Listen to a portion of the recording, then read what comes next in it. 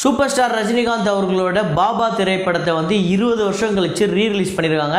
So digitalise பண்ணி சில விஷயத்த வந்து மாற்றி ஒரு அரை மணி நேரம் வந்து ட்ரிம் பண்ணி நிறையா டைலாக்லாம் வந்து சேஞ்ச் பண்ணி 7 மந்திரத்தை 5 மந்திரமாக மாற்றி கிளைமேக்ஸில் சின்ன சேஞ்ச் அப்படி இப்படின்னு கொண்டு வந்து இந்த படத்தை ரீரிலீஸ் பண்ணியிருக்காங்க நேற்று. ஸோ இந்த படத்தோட முதல் நாள் வசூல் என்ன அப்படிங்கிறத இந்த வீடியோவில் பார்ப்போம். இது இல்லாமல் நாய் சேகர் ரிட்டர்ன்ஸும் வரலாறு முக்கியம் படத்தோட Day 2 கலெக்ஷன், அதுக்கடுத்ததாக வந்து கட்டா குஸ்தி படத்தோட கலெக்ஷன் ரிப்போர்ட்டு, அதுக்கடுத்ததாக Drishyam 2 படத்தோட கலெக்ஷன் ரிப்போர்ட்டு.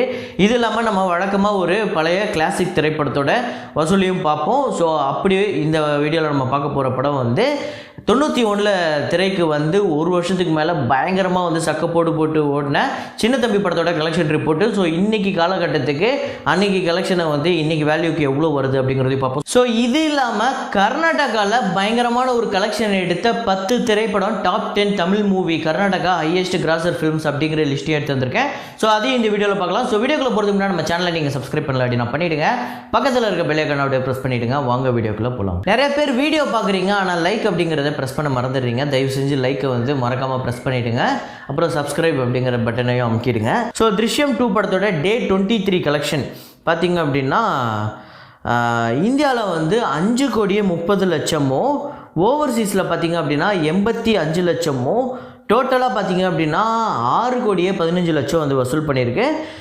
இந்தியாவில் வந்து 245,90,90,00,000, ஓவர்சீஸில் 44,50,00,000, அப்புறம் டோட்டலாக வந்து 291 கோடி வந்து இந்த படம் வந்து வசூல் பண்ணியிருக்கு. 300 கோடி கிட்டே நெருங்க போகுது இந்த படம். ஸோ கட்டா குஸ்தி படத்தோட Day 9 கலெக்ஷன் என்ன அப்படின்னு பார்த்தீங்கன்னா தமிழ்நாட்டில் 88 லட்சமும், ஆந்திரா தெலுங்கானாவில் 19 லட்சமும், வேர்ல்டு வைடு அப்படிங்கிறது 1,21,00,000 வந்து வசூல் பண்ணியிருக்கு. ஸோ நான் சொல்லியிருந்தேன் இந்த சாட்டர்டே சண்டே இந்த படம் வந்து ஒரு 1 crore 1.5 crore வந்து நெருங்கும் அப்படின்னு சொல்லிட்டு கிட்டத்தட்ட நான் சொன்னது படி தான் வந்து கலெக்ட் ஆகிருக்கு. ஸோ தமிழ்நாட்டில் பார்த்திங்க அப்படின்னா டோட்டலாக 10,74,00,000, ஆந்திரா தெலுங்கானாவில் 2,52,00,000, வேர்ல்டு வைடு அப்படிங்கிறது 18,17,00,000 வந்து வசூல் பண்ணியிருக்கு. இந்த படம் கண்டிப்பாக ஒரு 23-24 கோடிக்கு மேலே வந்து வசூல் பண்ணும். இந்த படம் அப்படிங்கிறது ஒரு நல்ல லாபத்தை கொடுக்கக்கூடிய ஒரு படமாக அமைஞ்சிருக்கு.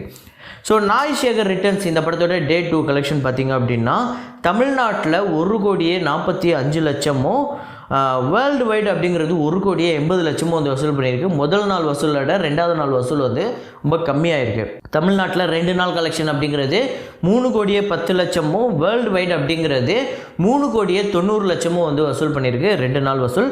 வரலாறு முக்கியம் படத்தோட Day 2 கலெக்ஷன் பார்த்திங்க அப்படின்னா தமிழ்நாட்டில் 38 லட்சமும், வேர்ல்டு வைடு அப்படிங்கிறது 45 லட்சமும் வந்து இந்த படம் வந்து வசூல் பண்ணியிருக்கு. ஃபஸ்ட் டேவோட செகண்ட் டே பெட்டராக இருக்குது, ஆனால் நல்ல கலெக்ஷனான்னு கேட்டிங்கன்னா இல்லைங்கிறது தான் அதுக்கான பதில்.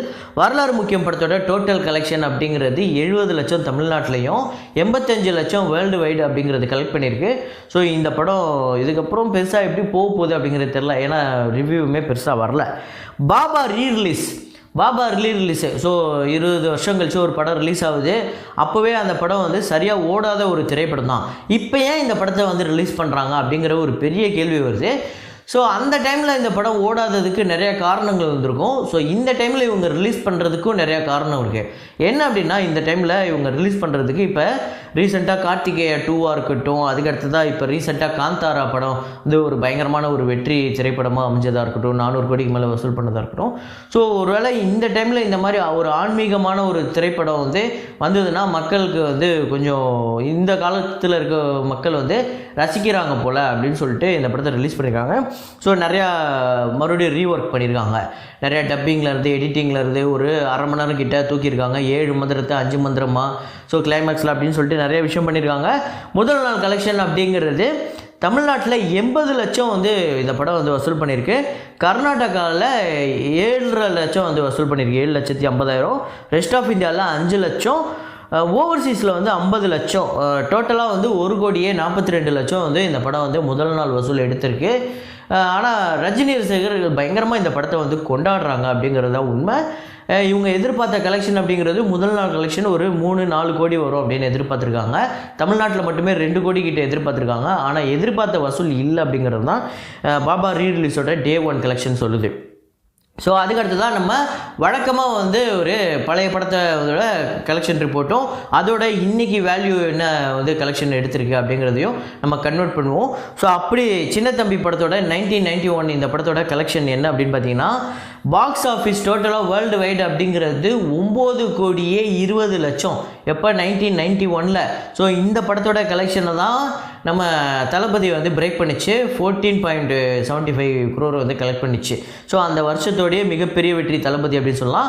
ஸோ ரெண்டாவது மிகப்பெரிய வெற்றி அப்படின்னா நம்ம இந்த படத்தை சொல்லலாம், சின்ன தம்பி. ஸோ மூணாவது வந்து கேப்டன் பிரபாகரன். ஆனால் இந்த படம் அப்படிங்கிறது ஒரு மிகப்பெரிய வெற்றி. அதாவது ஒரு வருஷத்துக்கு மேலே இந்த படம் வந்து ஓடிச்சு. எல்லாருமே வந்து இந்த படத்தை பார்க்காதவங்களே இருந்திருக்க மாட்டாங்க. அப்படிப்பட்ட ஒரு திரைப்படம். இந்த படத்தோட பட்ஜெட் அப்படிங்கிறது 80 லட்சம்.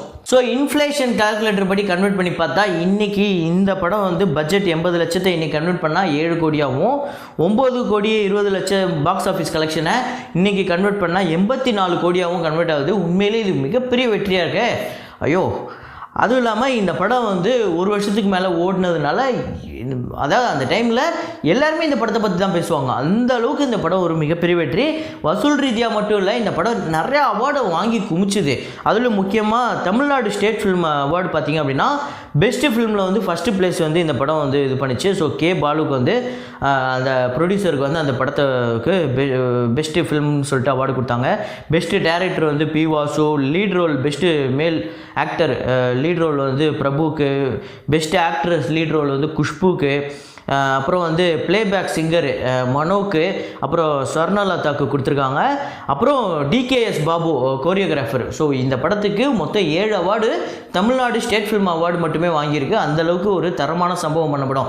சில படம் தான் இந்த மாதிரி அவார்டையும் சரி கலெக்ஷனையும் குவிக்கிற படம். ஸோ அதில் சின்ன தம்பி ஒரு முக்கியமான திரைப்படம். ஸோ நான் சொல்லியிருந்தேன்ல, அந்த top 10 highest cross Tamil films in Karnataka. So அதோட கலெக்ஷன் ரிப்போர்ட்டை பார்ப்போம். ஸோ இதில் 10வது இடத்த பிடிச்சிருக்க படம் வந்து தளபதி விஜய் அவர்களோட மெர்சல் படம். ஸோ 15,75,00,000 வந்து இந்த படம் வந்து வசூல் பண்ணியிருக்கு. 9வது இடத்த பிடிச்சிருக்க படம் என்ன அப்படின்னு பார்த்தீங்கன்னா, அதுவும் தளபதி விஜய் அவர்களோட 16,85,00,000. ஸோ இந்த படம் வந்து 9வது இடத்த பிடிச்சிருக்கு. 8வது படமுமே வந்து தளபதி விஜய் அவர்களோட படம் தான், 17,25,00,000. ஸோ இந்த படம் வந்து 8வது இடத்த பிடிச்சிருக்கு. ஸோ அதுக்கடுத்த 7வது இடத்த பிடிச்சிருக்க படம் வந்து சூப்பர் ஸ்டார் அவர்களோட பேட்ட திரைப்படம். ஸோ 18,60,00,000 வந்து இந்த படத்தோட வசூல், கர்நாடகா வசூல்.